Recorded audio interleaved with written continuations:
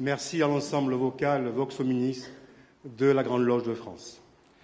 Monsieur le Président de la République, Madame la Ministre de la Culture, Mesdames et Messieurs les parlementaires, Monsieur le Préfet, Mesdames et Messieurs les élus de la mairie de Paris, Monsieur le maire du 17e arrondissement, Monsieur le Grand Commandeur, Mesdames et Messieurs les présidents des obédiences amis, très chères sœurs, très chers frères, chers amis, soyez les bienvenus à la Grande Loge de France. Votre présence, Monsieur le Président, en ces lieux chargés d'histoire, de symboles et de fraternité, est à la fois un honneur et un signe fort. Elle manifeste une reconnaissance implicite de l'apport de la franc-maçonnerie à la République, à sa devise, à ses idéaux. En venant ici, vous rendez hommage à la spiritualité de la pensée libre, à l'engagement discret mais sincère de milliers d'hommes de bonne volonté. Votre venue témoigne également du dialogue possible entre l'institution républicaine et les ordres initiatiques traditionnels, entre la temporalité politique et la permanence spirituelle. La Grande Loge de France est l'héritière des loges du XVIIIe siècle qui virent naître la pensée des Lumières, cette pensée qui forgea aussi, dans l'épreuve, les fondements de notre République. Depuis plus de 3 siècles, nos frères œuvrent à l'amélioration de la condition humaine. Ils le font dans le silence du temple et dans l'humilité de l'action. Nous pratiquons une franc-maçonnerie de tradition, de transmission et d'ouverture fondée sur une démarche initiatique au rite écossais, ancien et accepté. Ce rite nous lie à la mémoire des bâtisseurs, à la symbolique universelle et au sens du sacré. Il nous invite à travailler à la gloire du grand architecte de l'univers, en présence des 3 grandes lumières, la Bible, le compas et l'équerre. Ces symboles, Monsieur le Président, ne sont pas des objets figés. Ils nous rappellent chaque jour l'exigence de droiture, de mesure, de quête de vérité. L'équerre pour agir avec justesse, le compas pour tracer les limites de l'ambition, le livre pour s'élever par la connaissance et l'examen de conscience. Être franc-maçon, aujourd'hui, c'est être un homme debout, libre, engagé. C'est refuser les dogmatismes. C'est choisir la voie difficile, mais lumineuse, de la fraternité universelle. C'est croire en la capacité de l'homme à se transformer pour mieux transformer le monde. C'est affirmer, comme le rappelait Pierre Simon, ancien grand maître, que la dignité humaine passe par la liberté de conscience, par l'autonomie éclairée et par la solidarité. C'est comprendre que la spiritualité ne s'oppose pas à la modernité, mais en révèle la profondeur. La devise de la République, liberté, égalité, fraternité, est aussi la nôtre. Elle figurait déjà en 1795 dans nos livres d'architecture qui recueillent le contenu de nos réunions. Elle est l'écho d'une promesse ancienne que nos prédécesseurs ont transmise au fil des siècles, celle d'un monde plus juste, plus libre, plus fraternel. Cette devise, nous tâchons de la faire vivre à travers chacun de nos travaux. Liberté de penser, d'exprimer, d'aimer, égalité dans la reconnaissance mutuelle, fraternité comme lien vivant, finalité de toute élévation humaine. L'histoire entre la République et la franc-maçonnerie est ancienne. Sous la Troisième République, plusieurs présidents furent francs-maçons. Félix Faure, Émile Loubet, Gaston Doumergue, Paul Doumer.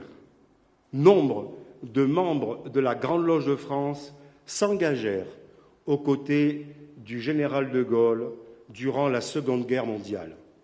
Pierre Brossolette, que le général considérait comme l'inventeur du gaullisme, Félix Éboué, qui lui donna son premier territoire, Jean Cassou, Michel Duménil de Gramont, Yvan Moranda, Thaddée Diffre, Hubert Germain, François Tilly, 7 d'entre eux furent faits compagnons de la Libération.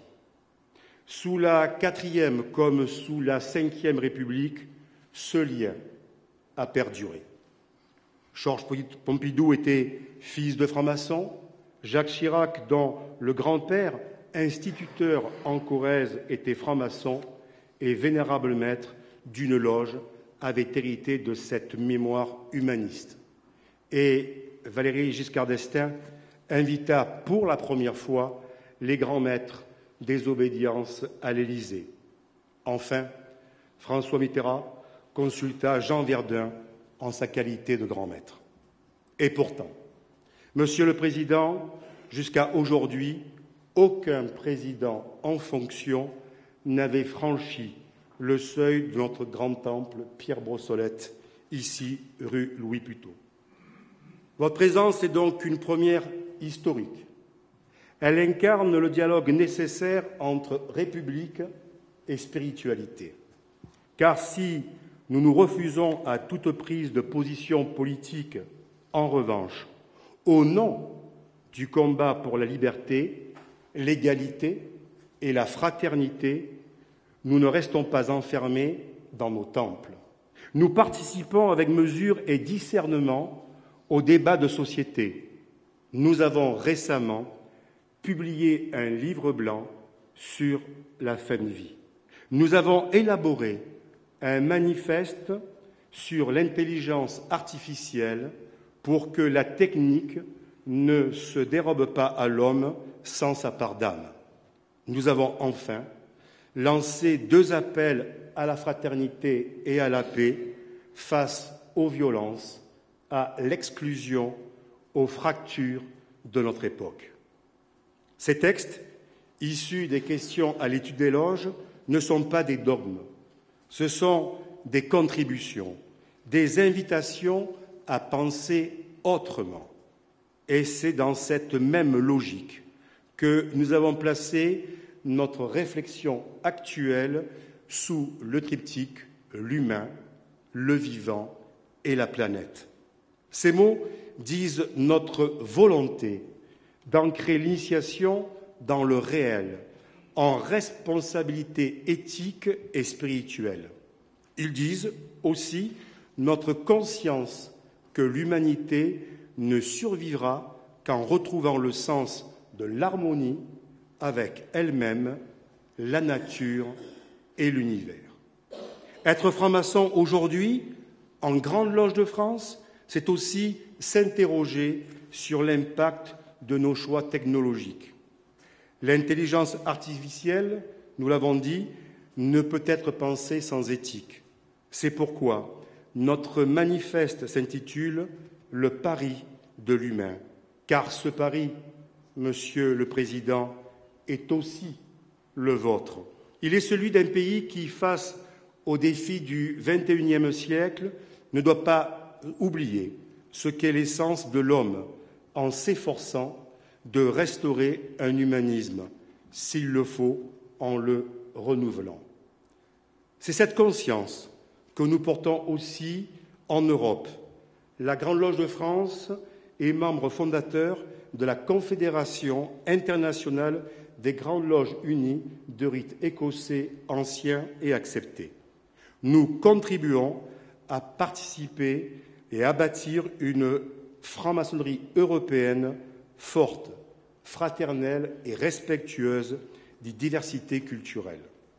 Nous participons également aux colloques européens sur le patrimoine et les valeurs maçonniques, comme celui de l'association Architecture et Patrimoine maçonnique à Marseille, où nous dialoguerons avec les jeunes générations autour des droits de l'homme et des valeurs fondatrices de l'Europe, qui sont des valeurs maçonniques, ce qui rappelle l'hymne à la joie de Schiller.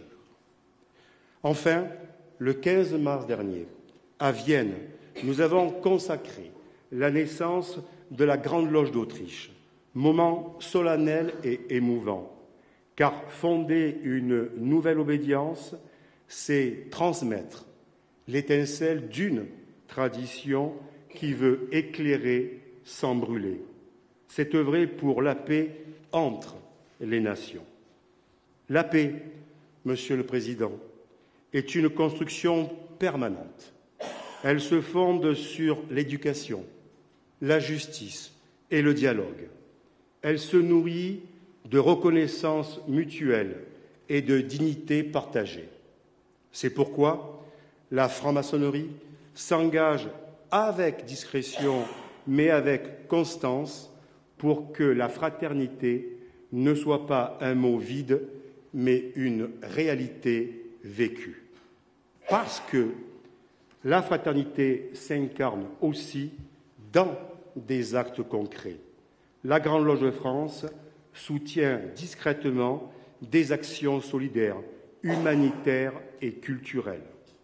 À travers son fonds de dotation, Fraternité et Humanisme, elle agit avec fidélité aux valeurs de l'ordre en apportant une aide fraternelle lors du séisme au Maroc, en affrétant un camion hôpital pour l'Ukraine ou en participant à la restructuration-restauration de Notre-Dame de Paris au lieu du génie des bâtisseurs. À l'heure où notre pays célèbre les 120 ans de la loi du 9 décembre 1905, nous tenons ici, au cœur de notre temple, à redire notre attachement profond à ce texte fondateur, à cette loi de liberté qui sépara les églises de l'État sans jamais renier l'idée de spiritualité. Cette loi, Monsieur le Président, à l'élaboration de laquelle les francs-maçons ont contribué, nous la considérons comme un sommet de sagesse républicaine. Elle n'a pas confiné la religion à la sphère privée. Au contraire, elle a ouvert un espace public où chaque conscience, croyante ou non, peut s'exprimer librement. Elle n'a pas nié le sacré. Elle a affirmé qu'il appartenait à chacun d'en faire l'expérience hors de toute contrainte. Elle ne fut pas un rejet du spirituel, mais un rempart contre la domination d'un dogme sur l'ensemble des citoyens. La franc-maçonnerie, depuis ses origines modernes, a défendu cette vision. Elle a toujours veillé à garantir à chacun la liberté de penser, de croire et de douter. Elle a affirmé, dans ses temples comme dans la cité, que la vérité ne s'impose pas, mais se cherche patiemment, humblement, dans la diversité des chemins. En célébrant cette année les 120 ans de la loi 1905, nous voulons rappeler combien la laïcité est non pas une neutralisation du sacré, mais la condition de possibilité d'un vivre ensemble apaisé. Nous voulons affirmer que la laïcité, telle que la pensée française l'a conçue, n'est pas une arme de division, mais une promesse de fraternité. Elle n'efface pas les différences, elle permet de les faire dialoguer. Elle n'interdit pas la spiritualité, elle leur garantit la libre expression dans le respect des convictions de chacun. C'est pourquoi, tout au long de cette année, nous organiserons colloques, conférences, publications et de temps de réflexion pour interroger le sens contemporain de cette loi. Nous le ferons avec nos frères, avec les chercheurs, les institutions républicaines, les hommes et les femmes de bonne volonté. Pour la Grande Loge de France, la laïcité est une valeur cardinale, mais elle est plus encore une démarche initiatique. Elle suppose l'écoute, la reconnaissance de l'autre, l'élévation personnelle. Elle n'est pas un concept abstrait, elle est une expérience vécue. Car oui, il faut du courage pour faire silence en soi et accueillir la parole de l'autre. Il faut du discernement pour distinguer ce qui relève de l'intime et ce qui regarde la cité. Il faut enfin de la fraternité pour construire ensemble un monde commun. La laïcité ne nie pas le besoin de transcendance, elle l'honore en la laissant libre. Elle est ce creuset dans lequel se réconcilie, sans s'opposer, la liberté de conscience, la pluralité des traditions spirituelles et la citoyenneté éclairée. Elle est, à sa manière, une forme de sagesse opérative. Cette vitalité, Monsieur le Président, est le signe d'une franc-maçonnerie pleinement engagée dans le monde d'aujourd'hui, qui refuse les extrêmes et les replis identitaires, qui croit en la dignité humaine, en la liberté de conscience, en l'idéal républicain. Monsieur le Président de la République, vous êtes ici dans une maison de lumière, une maison où l'on apprend à écouter, à douter, à chercher et enfin à comprendre.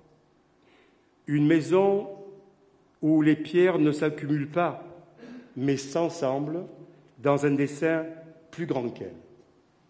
Vous êtes ici chez vous, car la République et la franc-maçonnerie partagent une même foi dans l'homme, une même espérance dans le progrès, une même exigence humaniste. Nous ne prétendons pas détenir la vérité, mais nous savons qu'il y a du sens à chercher ensemble. Nous savons que la fraternité est une réponse, que la quête de sagesse est un chemin et que la lumière se partage. Alors, merci, Monsieur le Président, pour votre présence. Elle nous honore, elle nous engage, elle nous oblige. Je vous remercie pour votre attention.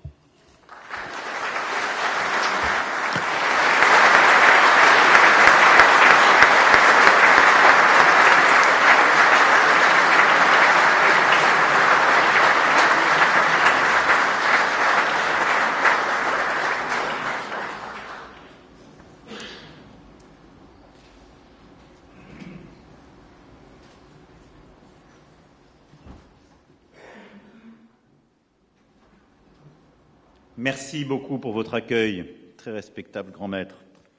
Madame la ministre, Mesdames, Messieurs les parlementaires, Monsieur le préfet de région, Mesdames et Messieurs les élus, Mesdames et Messieurs en vos grades et qualités.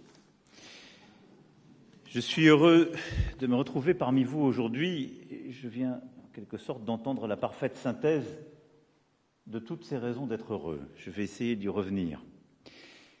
l'une d'entre elles étant sans doute que, comme vous l'avez rappelé, et c'est là une forme d'incongruité, c'est la première fois qu'un président de la République vous visite, répondant à votre invitation. Et je vous en remercie très chaleureusement, de même que pour les mots que vous venez de prononcer.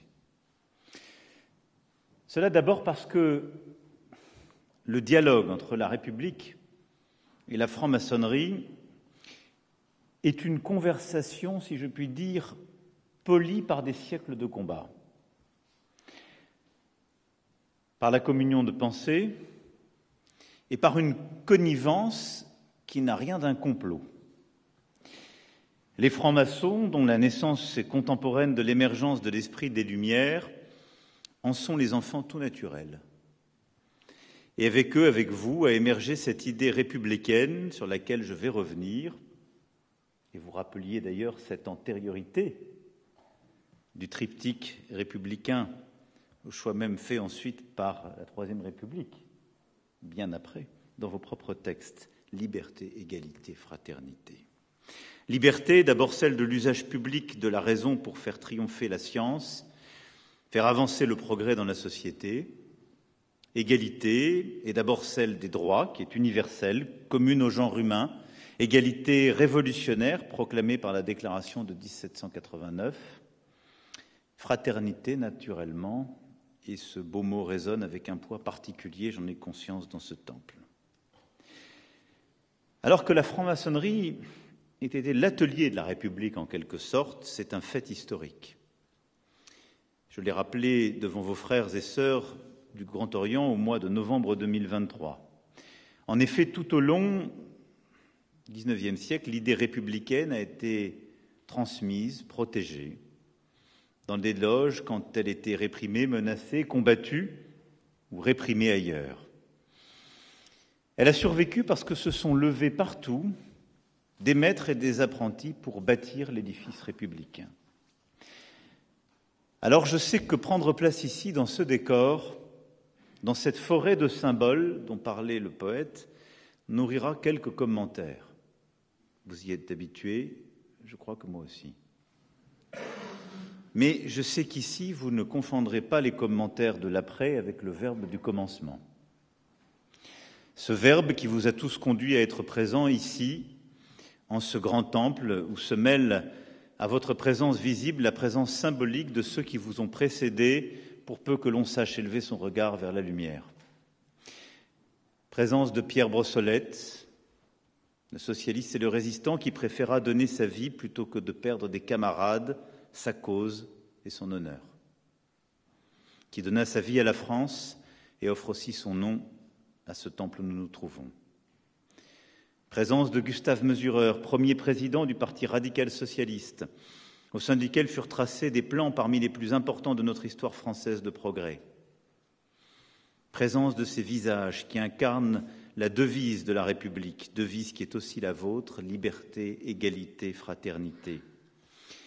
Et la liberté ici a le visage de Pierre Simon, ce médecin qui fut aussi votre grand maître, que vous convoquiez à l'instant, et qui a tant fait pour faire avancer la liberté, liberté des femmes, grâce à la contraception d'abord, le droit à l'avortement ensuite, en faveur duquel il s'engagea aux côtés de Simone Veil.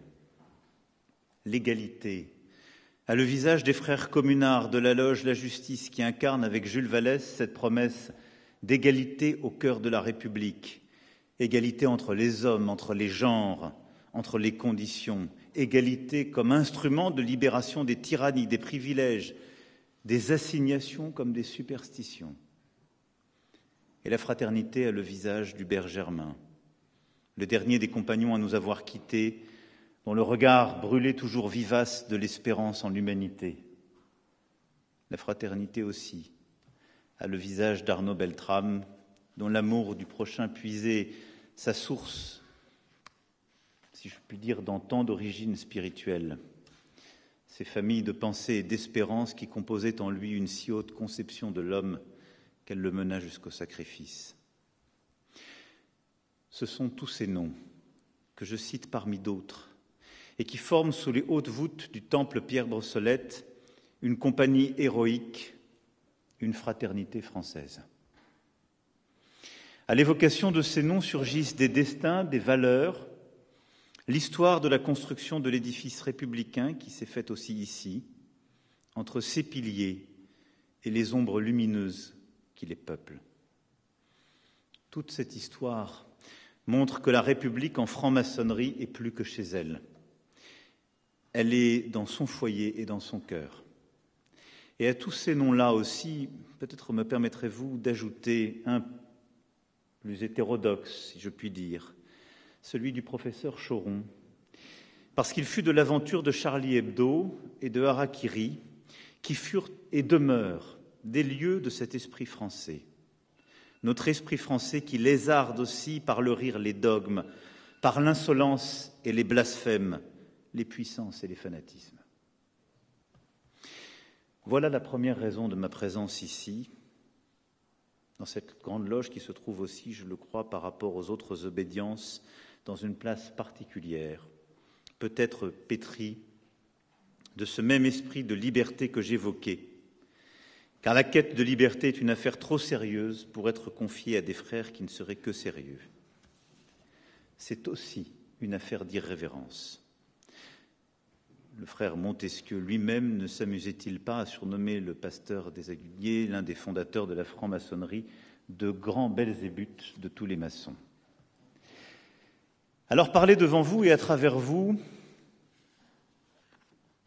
au fond à la nation tout entière, s'avère d'autant plus nécessaire que la franc-maçonnerie est aux avant-postes de la bataille qui importe si nous voulons façonner le siècle pour le bien de l'humanité.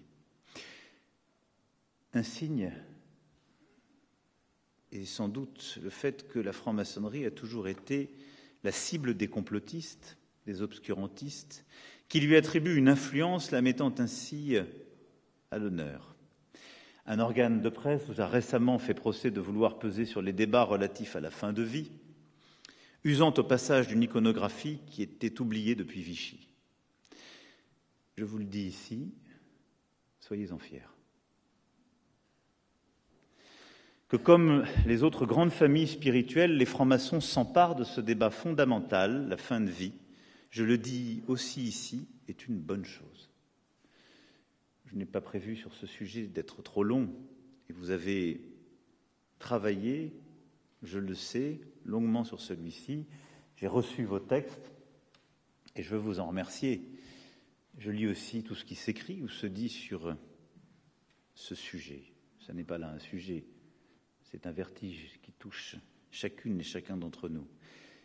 Mais le débat résolument ne peut être réduit à la question de savoir si on est pour la vie ou contre la vie, ou si d'un côté il y aurait un humanisme qui voudrait le traitement et de l'autre l'abandon à la mort simplement. Non, comme vous l'avez bien posé, c'est la question du rapport à la mort aussi, à la souffrance et à la dignité humaine jusqu'à la dernière seconde. Et j'ai peur que parfois dans nos débats, des choses se précipitent qui oublient l'épaisseur et la grande difficulté parfois aussi de simplement penser le moindre mal. Car face à certaines situations, il n'y a plus le bien d'un côté et le mal de l'autre, mais simplement à choisir dans des situations concrètes, dans la solitude de celui qui a à mourir, de sa famille, de son médecin, le chemin singulier qui respecte à chaque instant la dignité de chacun. Que les francs-maçons portent cette ambition de faire de l'homme la mesure du monde, le libre acteur de sa vie, de la naissance à la mort, qui peut s'en étonner? Pour ma part, je m'en félicite, car plus le débat pour la nation sera à ce degré d'intensité et d'élévation, plus le choix des Français se fera éclairer et le consensus large. Mais je faisais référence à ces attaques contre vous, elles ne sont pas neuves. Elles participent d'ailleurs d'un même air du temps où s'exhibent les pulsions de haine, la rage antisémite, la fureur des algorithmes. À travers la franc-maçonnerie, au fond, est visé le projet de révolution et d'émancipation dont vous êtes, avec d'autres, les gardiens. En effet, s'articule aujourd'hui un projet né aux États-Unis, mais qui essaimera à n'en pas douter ici en Europe et en France, ce projet explicite des Lumières noires qui tendent à effacer l'héritage de 3 siècles au moins de progrès humain. À la liberté des hommes, ces Lumières noires veulent opposer la force des choses, à l'égalité des naissances, la hiérarchie des conditions, à la fraternité universelle, le règne des guerres et des prédations. Ce projet idéologique, il existe, et à travers des femmes et des hommes, il entend gouverner. Il s'ajoute à tous les ennemis des Lumières qui, depuis que ce mouvement de la conscience et de la connaissance existe, s'y opposent. Je pense aux idéologies de haine qui veulent séparer en raison de l'origine, du genre, de la religion, et qui en cela s'en prennent à ces piliers de la raison et de la pensée républicaine, à tous ceux qui suivent consciemment ou non ces idéologies, qui passent à l'acte, qui lèvent la main, qui agressent, frappent, tuent même en raison de ces pulsions odieuses et de ces mobiles haïssables. Alors ici, dans ce temple, devant vous qui savez la puissance du Verbe pour initier la concorde nécessaire à l'établissement de l'universelle harmonie que vous appelez de vos vœux, je veux dire la force de la République, la force de celles et ceux qui y croient, et tout particulièrement la force de notre laïcité. Avec vous et parmi vous, je souhaite vous entretenir de ce qui nous occupera à la fin de cette année, la commémoration du 120e anniversaire de la loi de séparation du 9 décembre 1905. Et rappeler des vérités simples que trop souvent le débat public efface. La loi de 1905 n'est pas un édit de tolérance, c'est une loi de liberté. C'est une loi qui reconnaît et protège la liberté de conscience, la liberté de culte, mais aussi la liberté de s'abstenir de toute pratique cultuelle. Liberté de croire et de ne pas croire, liberté de prier, de philosopher, liberté du dogme, liberté de l'esprit. La loi de 1905 est la loi des droits fondamentaux de l'être humain. Et la République a pour devoir de permettre à chacune et chacun, en conscience, de penser et exprimer son point de vue dans toutes les sphères de son existence. Dans l'intimité, cela va de soi, mais aussi dans la sphère publique, cela va de soi aussi. À condition de s'imposer le même devoir que celui que s'impose la République. Respecter et faire respecter les droits de l'autre, tout autant que l'on demande le plein respect des droits que l'on se reconnaît et que nous reconnaît la République. Ainsi, quelles que puissent être ses croyances, chacune et chacun peut se reconnaître en République dans la liberté, l'égalité et la fraternité. Ainsi sommes-nous fidèles de l'enseignement d'Aristide Briand. La loi doit protéger la foi aussi longtemps que la foi ne prétendra pas dire la loi. Et au sein de cet espace public laïque, nul n'est identifié, nul n'est assigné, nul n'est enchaîné à une identité politique, religieuse, sociale ou culturelle. C'est un espace où chacun d'entre nous reconnaît l'autre comme son frère en République. La loi de 1905, à cet égard, parachève et complète la Déclaration des droits de l'homme et du citoyen. La fraternité n'est donc pas une identité, mais une affinité. Le chemin fraternel est le plus sûr moyen d'accéder à l'universel. Et je pense qu'ici, en cette enceinte où chacun d'entre vous cherche les voies qui lui sont tracées, personne ne peut en douter véritablement.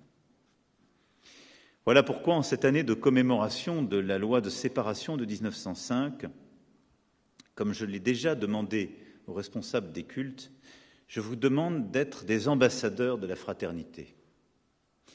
C'est ainsi que nous démontrerons collectivement que la loi de 1905 n'est pas une loi d'exclusion, mais de réunion. Votre obédience, si je puis dire, est depuis longtemps convertie à ce point de vue. Je sais que vous accueillez parmi vous et que vous reconnaissez comme tels des frères de tous horizons religieux, catholiques, protestants, juifs, musulmans, mais aussi libres penseurs, agnostiques, athées. De même que vous accueillez en fraternité tous ceux qui proviennent d'horizons politiques, sociaux, culturels, divers, pour peu que chacun d'entre eux recherche dans la fraternité, la liberté et l'égalité, l'universelle harmonie, sans laquelle il ne peut y avoir de prétention à l'humanité. ambassadeurs de bonne volonté, de la fraternité, donc de la laïcité, je vous demande d'aller partout répéter sans cesse et sans vous lasser que le seul mot qui s'accorde avec celui de laïcité est le mot de liberté. Oui, la laïcité est liberté, la liberté est laïcité. Elles sont indissociables, inséparables. Comme Briand, je vous demande d'être fidèle à l'enseignement de Jaurès.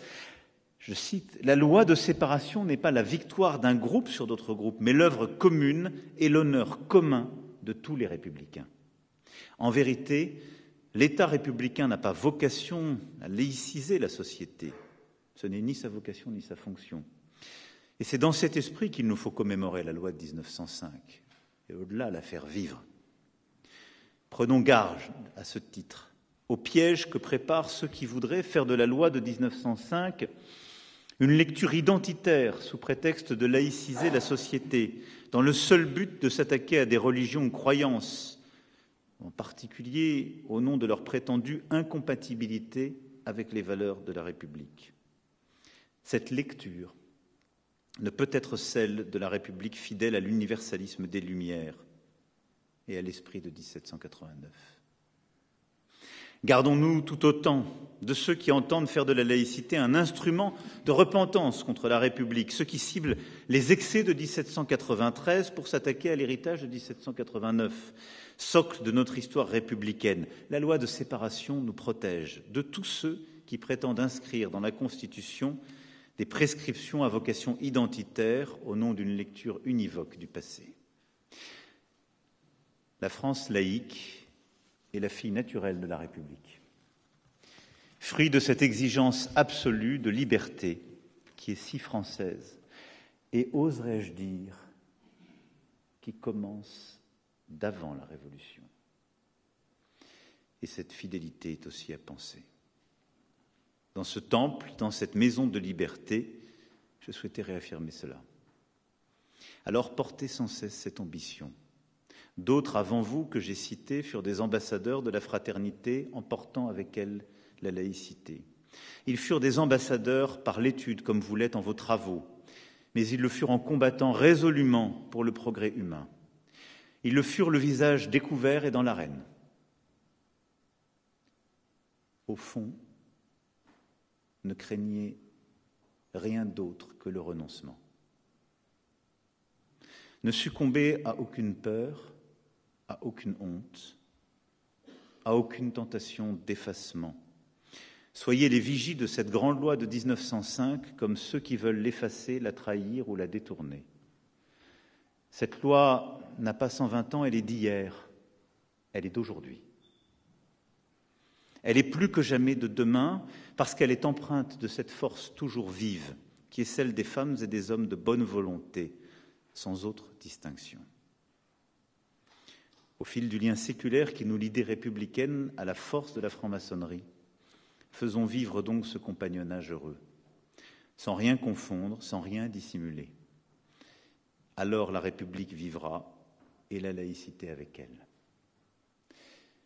Mais au-delà de cela, soyez conscients chaque jour du rôle important que vous jouez dans notre République. Car dans les temps que nous vivons, et nous l'évoquions à l'instant ensemble, tant et tant de nos concitoyens, de nos concitoyennes sont plongés dans une intimité qui n'existe plus et ouverte en quelque sorte à tous les vents par les réseaux sociaux, intimité bouleversée par les algorithmes qui pensent à notre place et ce faisant détournent nos esprits, et sont plongés face à une multitude convoquée à chaque instant, dans sa violence, sans phrase, sans mots, sans verbe, avec la brutalité des images et parfois l'absurdité des événements, pour cheminer et bâtir l'avenir. Redistinguer l'intime du collectif est indispensable, mais bâtir du commun dans nos sociétés suppose en effet d'écouter, de comprendre, de douter, d'échanger. Et ce faisant, de poursuivre le chemin qui est celui de la République, et dès avant lui, je le crois très profondément, celui de la nation française, qui est précisément le chemin du progrès à l'échelle humaine. Très respectable grand maître, et vous tous ici, sous ces colonnes, je crois que j'ai dit. Vive la République et vive la France.